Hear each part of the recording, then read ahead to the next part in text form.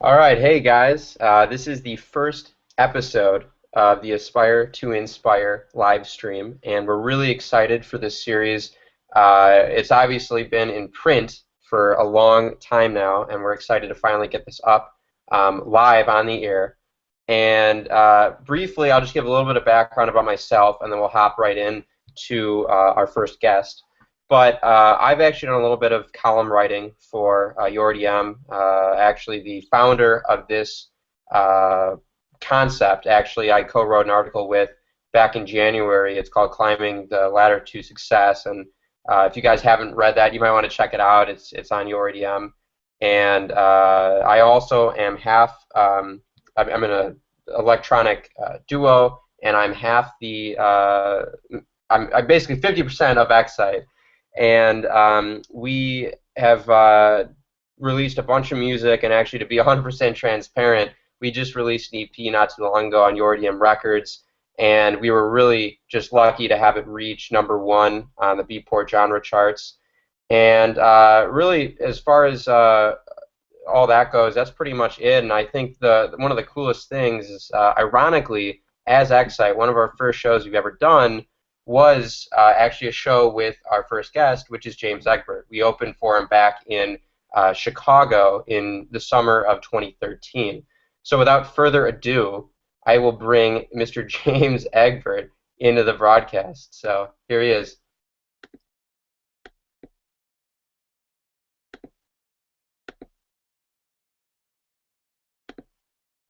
You in there, James? Yo, how's it going? Good, good. How are you doing? Good, good. I'm excited to be here. Perfect, perfect. Well, thank you so much for kind of being our guinea pig here on the first ever episode of Inspire to Inspire, as far as live stream goes, and we're really excited to kind of hear your story and hear everything that you're going to tell us today.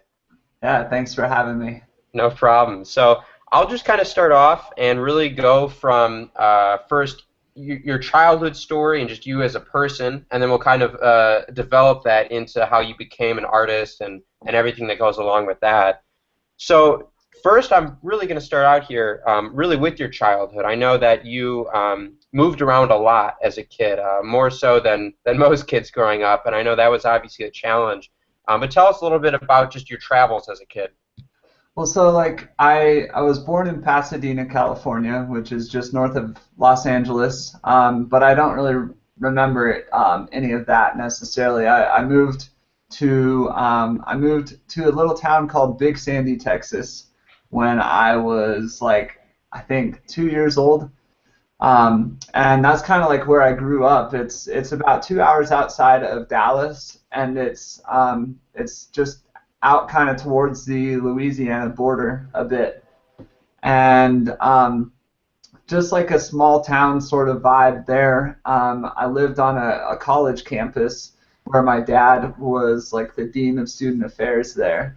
So I grew up there until like sixth grade, and then in sixth grade, the college like had shut down, and my dad got a job in Dallas working for like a just like a big sort of data communications company.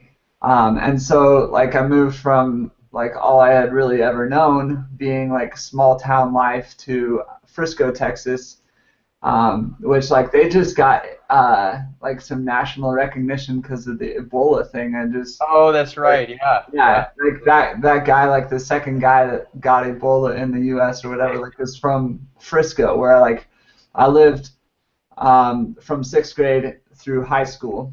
Um, and then after high school, I ended up moving to Huntington Beach. My dad got another job transfer, and Huntington Beach, like that was definitely like a very formative part of I think my musical career. And we can talk more about that later. But I lived there from the age of 17 to like 19, and then I moved to Denver, and that's where I am now.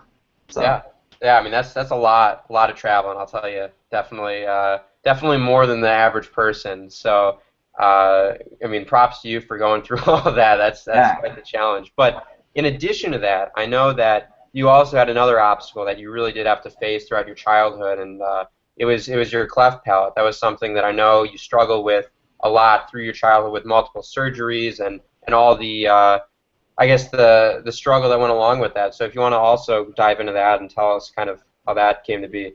Yeah, it was it was one of those deals where is kind of just like the cards that I was dealt with, and kind of just right off the bat, I think one of the interesting things was just that my parents were like immediately just very supportive of me in whatever way that they possibly could. Like I remember having braces in like the second grade, and like that's not like a very normal thing for kids Right. to have, but like my parents were always just like great about wanting to do whatever they could to give me like the best possible life. And I think that they've even been supportive in like understanding my musical desire, and like my desire to follow music as a career. Um, and one of the things that I've kind of like as I've grown up and kind of done some research more into it, one of the really interesting things to me is just how some of the also like kind of side effects with the cleft palate is usually there's um, since it's all since it's all kind of like dealing with the nasal cavities and stuff like that, it's usually patients or I guess yeah whatever I don't know how Right. people with cleft lips like they usually have and palates they usually have like um, loss of hearing and also like speech impediments too, which I just feel like very lucky to be in the musical profession that I am and to I love to sing on my own music, and I think that's just like a really cool thing that I think my parents were very supportive of me as a kid, and that really like my parents and like the people directly around me were definitely just crucial in terms of like making me feel empowered in my musicality, and so that was like really cool, I think. But yeah, it was even when I was like I guess in sixth grade, I was kind of like having a surgery every summer. It seemed like just as like kind of my body developed into like um, different stages where kind of like they could operate on things, and then I was becoming more of an adult, so it wouldn't revert, so to speak. And Right. so yeah, like I can't even. I've tried a number of times. I can't even count how many surgeries I've had to this date. But like some of the major ones, I've had like a bone transplant from my hip into like my gum line, and that like took me right out of like yeah, it was like sixth grade summer I think where it was like yeah, it kind of like killed my whole summer. I couldn't really walk around, but then when I was like 18 or so, I had a double jaw surgery. That was another like really big one. But through that, it was like I wasn't really leaving the house, wasn't really doing anything like that. It was Right. like just sat at home and made music, and that was like one of the coolest times just to be very emotionally charged and as far as like with ideas to write Yeah. about but then also just having the free time, it's like I couldn't have a job really for about like 6 or 8 weeks during the time when like my jaw was just wired shut, and so it was like there's been a lot of good come from that sort of like experience as well. So yeah.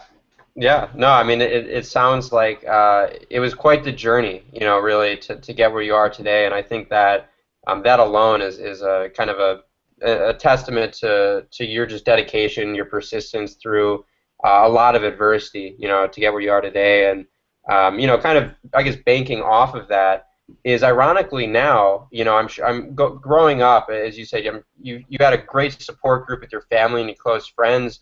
But I'm sure, with all the constant surgeries and everything like that, you were always kind of, taken out of what a typical childhood would entail.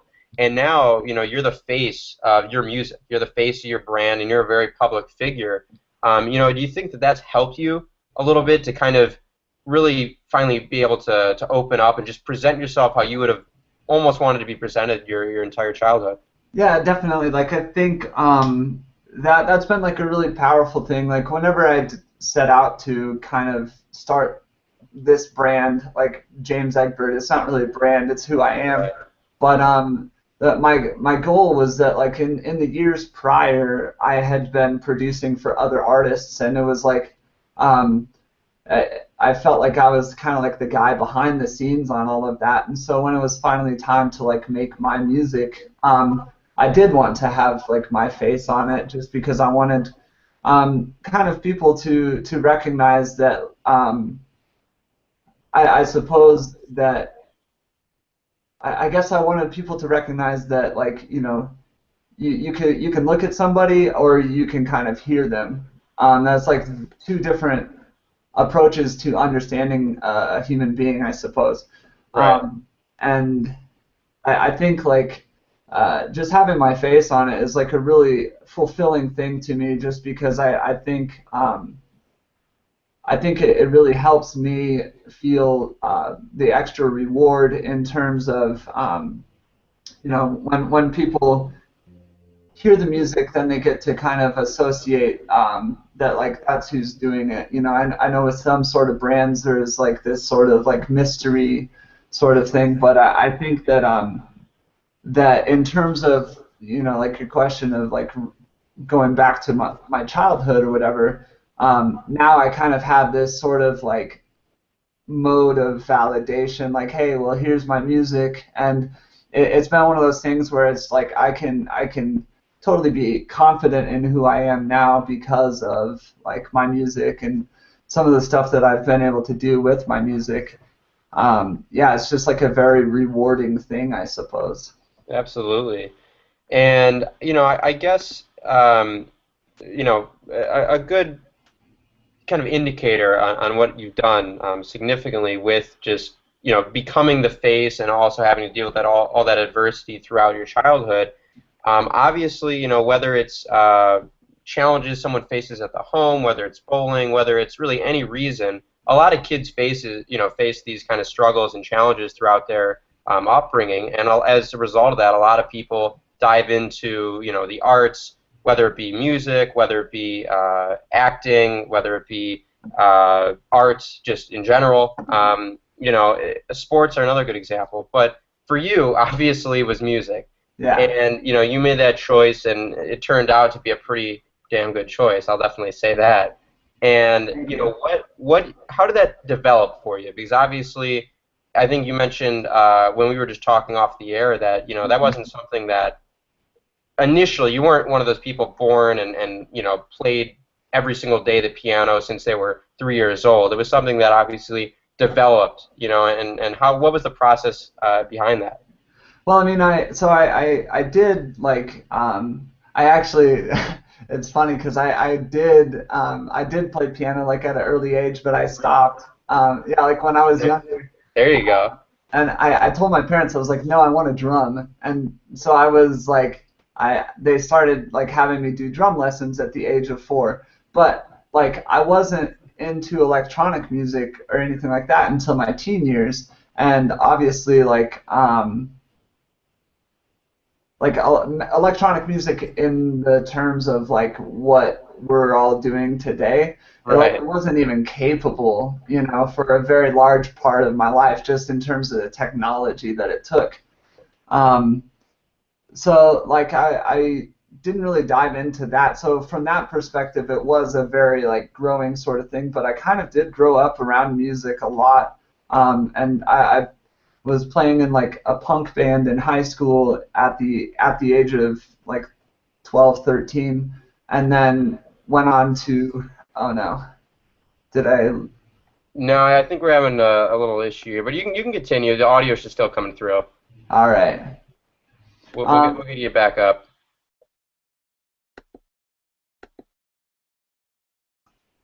all right. Am I back? Yeah, I believe so. You're good now? Yep. All good. Okay, perfect. But so the one I was kind of like a drummer in high school, and that's really like who I became known as. and I think that kind of like talking about relating to other kind of kids going through teenage years or going through childhood and things like that, like there comes a certain point in life um, where you realize that like the most important aspect of who you are is like how you are identified, I guess. Right. And so for so many people, they look to other people for identification, and and um, and that was, I guess, one of those things where I started to realize that yeah, people did identify me, um, not necessarily as like the some of the ways that I thought people perceived me, but they started to identify me as like, hey, that's the kid that drums like for this band or that band or whatever. And so like after I started to really kind of experience that and feel that sort of validation and that identification, it kind of made me really want to continue putting that into music because it was something that was so fulfilling for me. And I think, yeah, for growing up through those high school years, that's when I started to.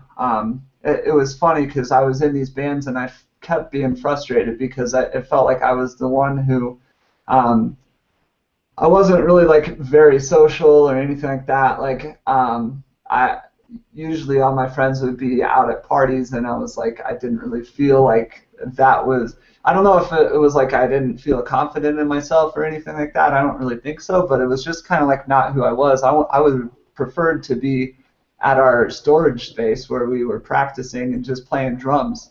And so that was kind of like what I realized is like, oh, here's like there's this band Postal Service that I just heard. Like Right. they're making these cool beats or whatever, and like they're singing over it, and I think it's just like one or two guys, and they're like doing it all themselves, and it's like maybe I could do that, you know.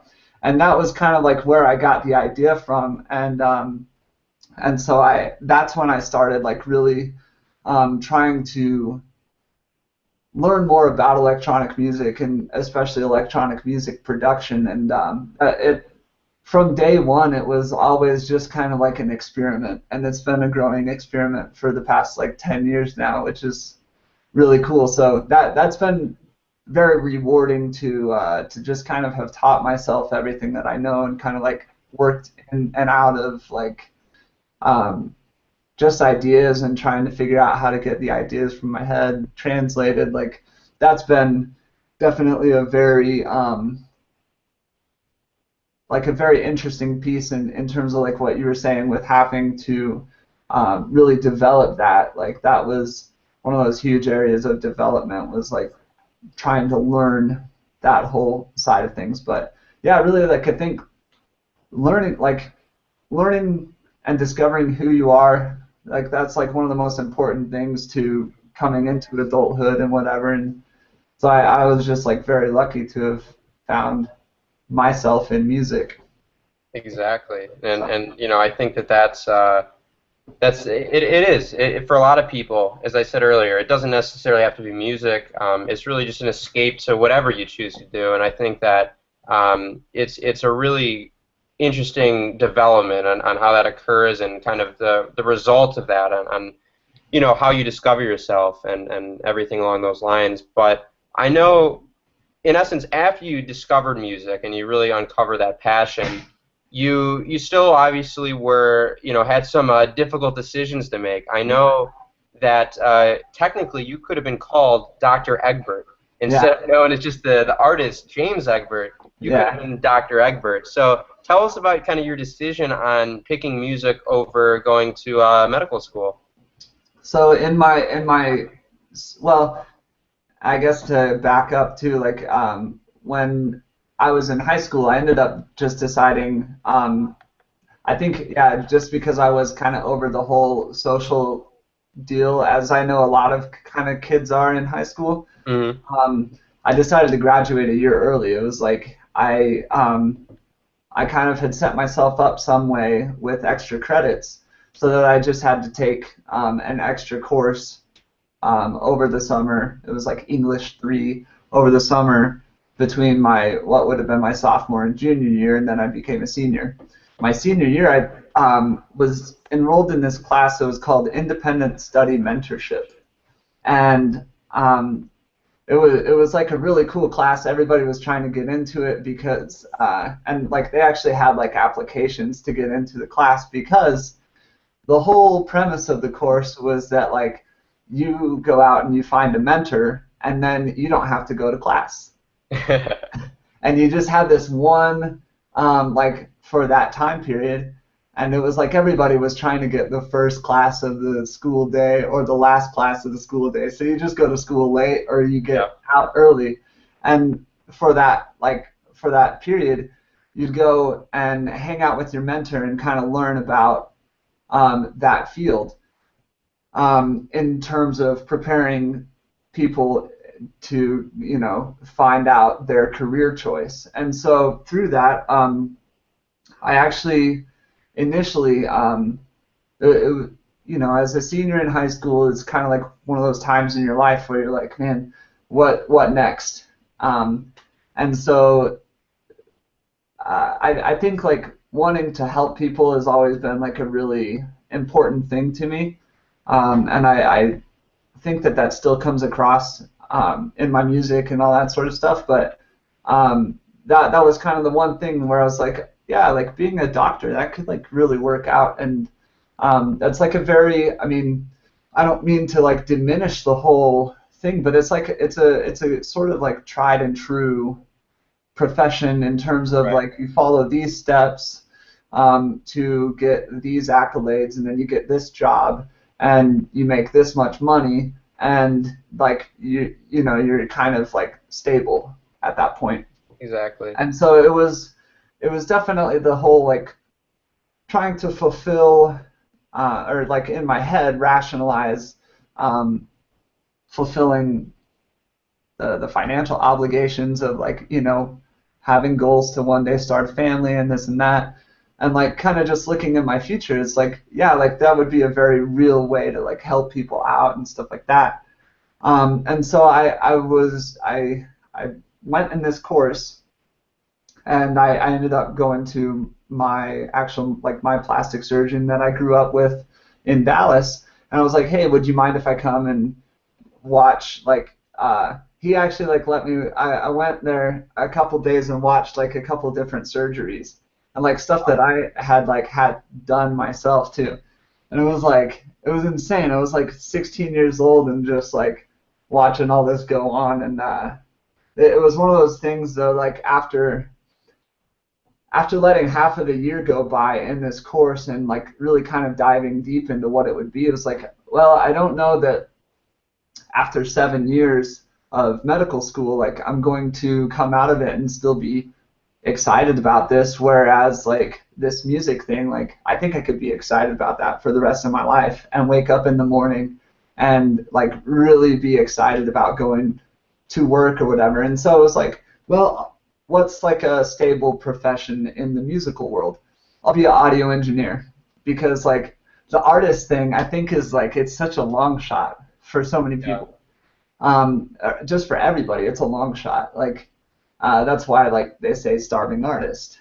That's why like that whole term is there, is because it's like that's actually very true. Like so I was like, well, I'll be a audio engineer, and so I tried to go around to studios or whatever and kind of continued to blow off the course. But that was like the very formative thing for me, was like that decision of like I just kind of came to it on my own and realized like, yeah, this is going to be a little bit more difficult potentially, and there might not always be like food on the table, but I think like in terms of happiness, like that's going to have to be there. So that was kind of that decision for me.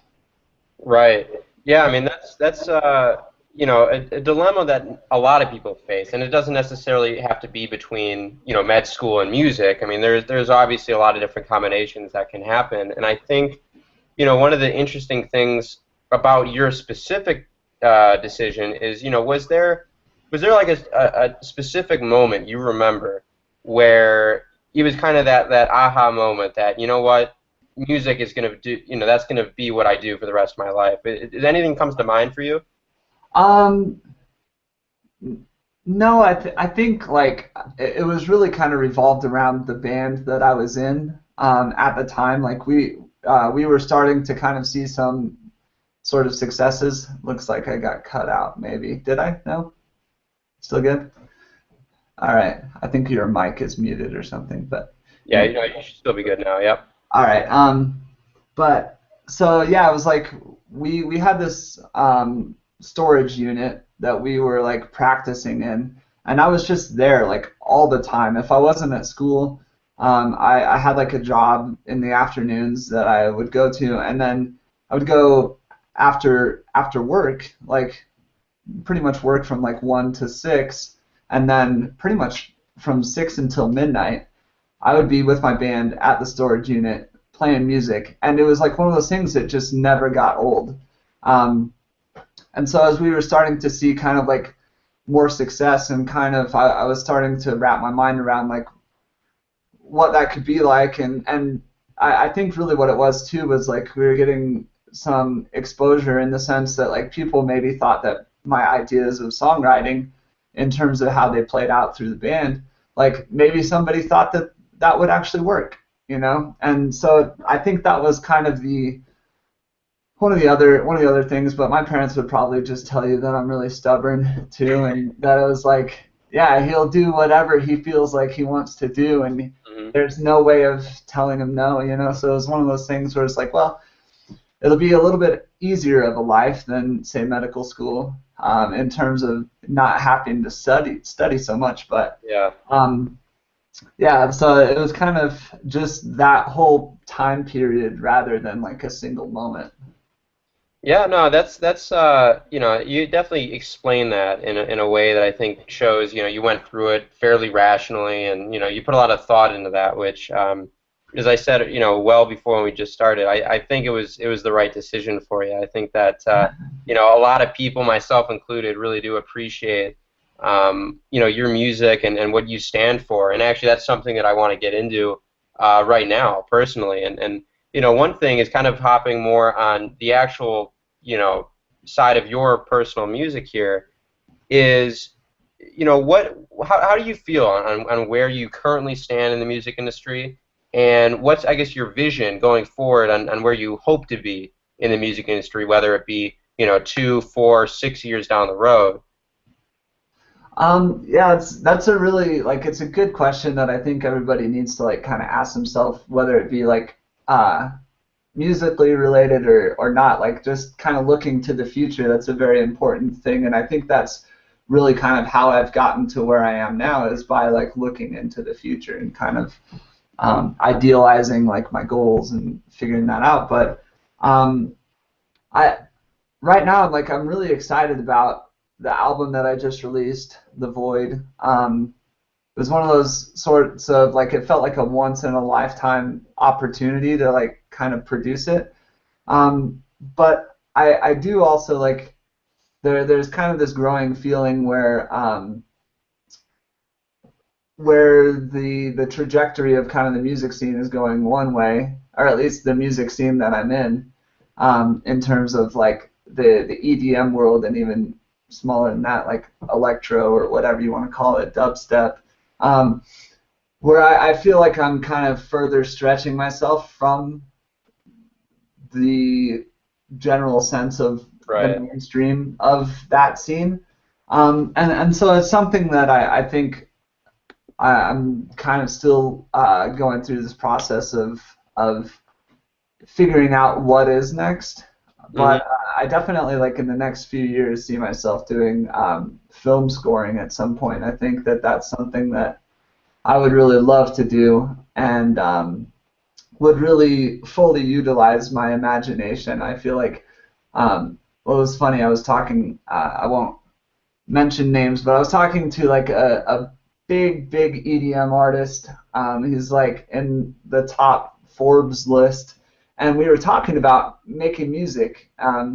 And uh, his comment was like, there's a certain point of producing where you have to decide whether or not you care about this following statement. And the following statement would be that you're a musician, other people are music listeners, and you kind of have to like dumb down your musical sense to a level that they can appreciate if you're going to go on and be very financially successful and all this sort of stuff. And I just, I agree with that. I think that that's like I logically agree, but I kind of emotionally don't in terms of like, well, I would rather just write my however off the wall stuff I would love to write. So I think, yeah, it'll be interesting to see where things go, but I think film scoring would be a definite love of mine, and I'm not definitely not saying that I'm like giving up on electro music. I worked on it all day today and absolutely in love with it. So there's still like a lot more of that, but I think also I'll be kind of seeing how I can continue to get back into like kind of where what's popular in a way that feels like natural for myself, I suppose. Right. And what I really do like about what you've kind of do we have an echo here, or is that just me? I don't hear it. Okay, maybe it's just me on my end. Hopefully that goes away.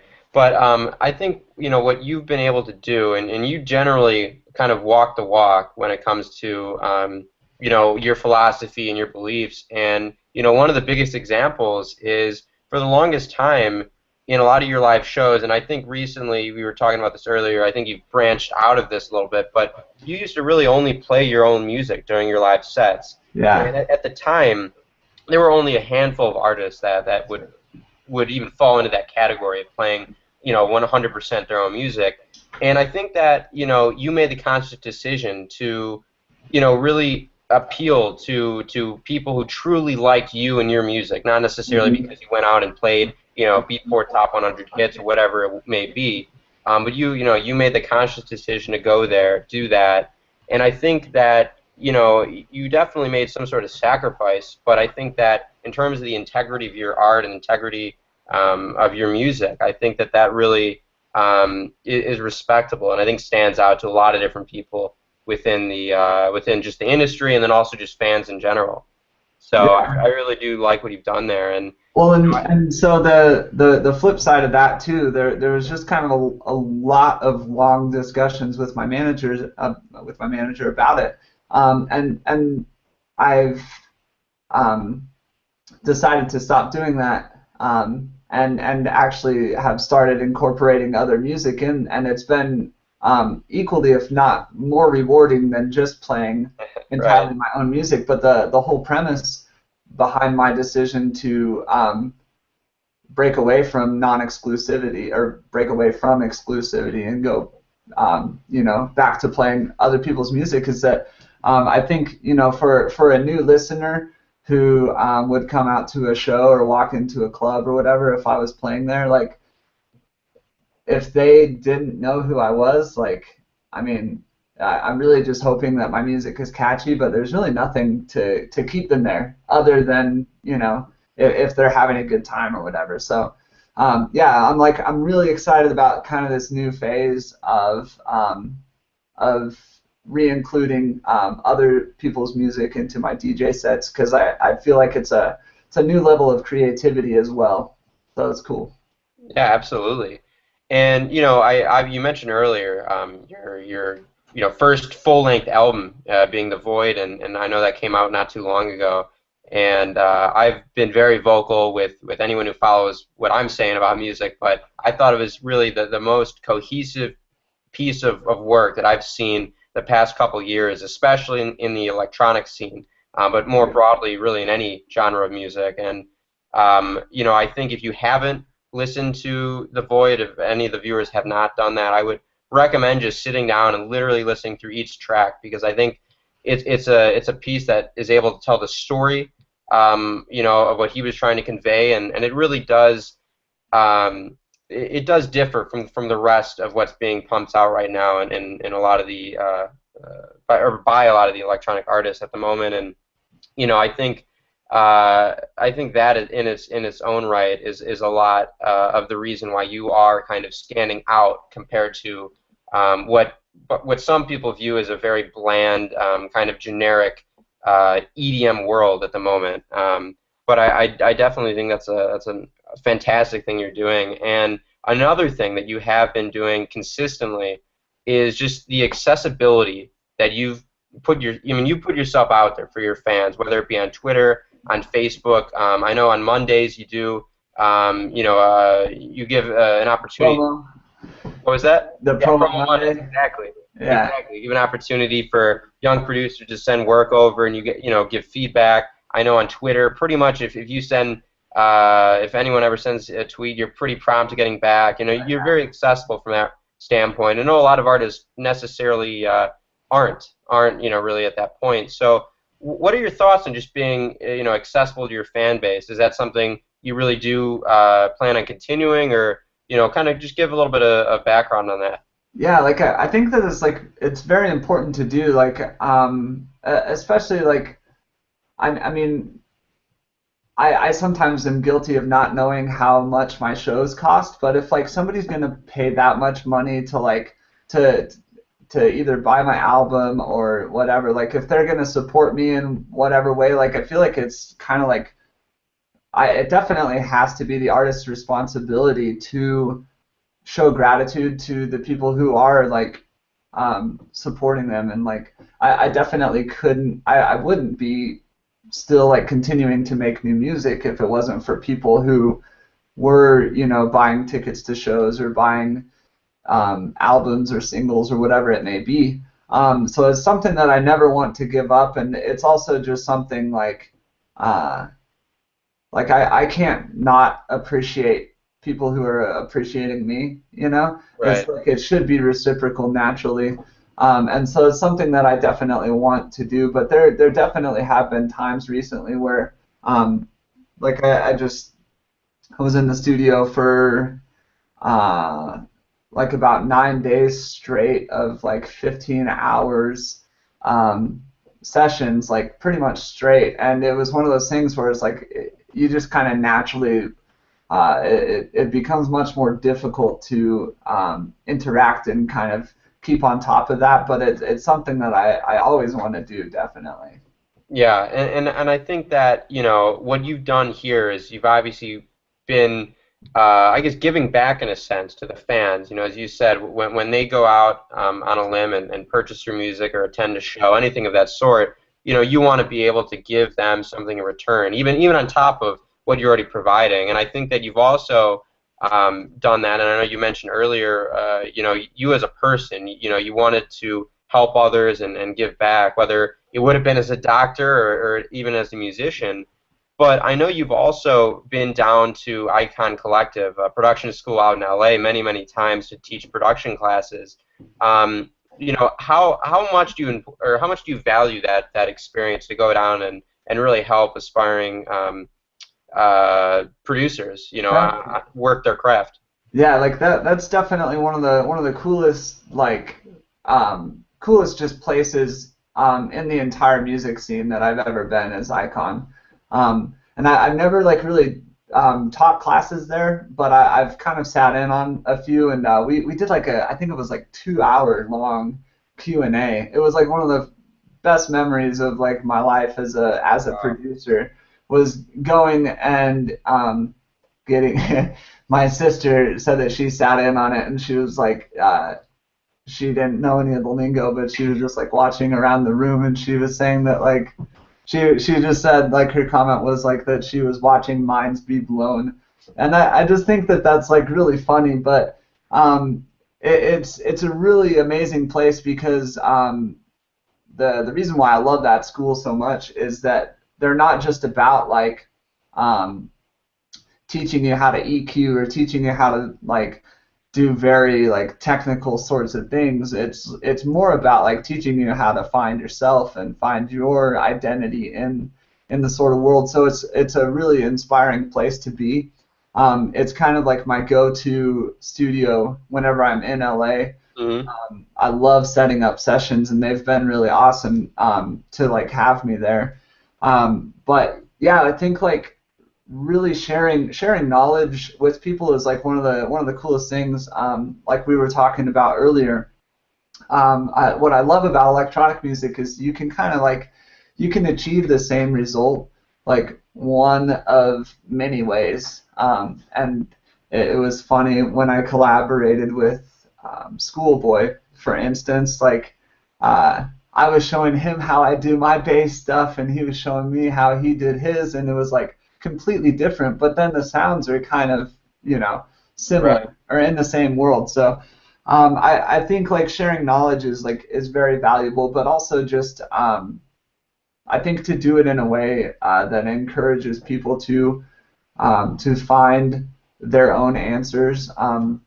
I think that's really important, and I think also like in terms of sharing knowledge on a technical standpoint, you also have to do it kind of like on a spiritual standpoint that where people will really connect with it on a deeper level and kind of like understand how it pertains personally to them. So Exactly. it's definitely something that I love. Yeah, and it's obviously very evident in and as I said earlier, you walk the walk on pretty much everything that you go out and say, and I think that in itself just speaks a lot to you as a character and you as an artist as well. Thank Um, you. Now, quick question for you. Do you want to? We got a couple questions that we see on the Twitter handle here for the Aspire to Inspire. You want to answer a couple questions quick? Yeah, definitely. Sure. So the first one is from Sherman Scott, and he asked what production software you use, and yeah, I guess that's probably the majority of the question there. So I use Logic Pro, Logic X now I guess they call it, and then I also I have gotten really into hardware stuff. Like I got a couple of keyboards surrounding me in the room. So What's your favorite specific hardware you've got back there? it's actually over here. It's a Roland Juno 60. This guy right here. I love it. It's been in the shop actually most of the time that I've actually owned it, which is awful. But Yeah. the amount of time that I've had to like play with it, it's amazing. So I just got it back the other day, and it's a old vintage synth, and it sounds so smooth, like kind of nothing else. But other than that, I would have to say that my Moog Little Fatty is like the one that sits right here at my desk, and it definitely receives a lot of use too. Yeah, I think I've seen you use that multiple times on your Production Friday Ustream sessions. I think Yeah, almost anytime I tune in, you're always messing around with that. So yeah. no, but and really the last question I've got for you is going forward. I know you just came off releasing The Void, and I hmm know you've also had a couple singles that you've released since then. But what is kind of your plan for the future as just far as music release goes?